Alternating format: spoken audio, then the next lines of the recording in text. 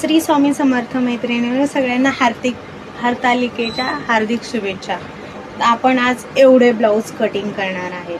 हे त्याचे अस्तर आहेत, हे सगळे अस्तर आहेत आणि हे पीस आहे.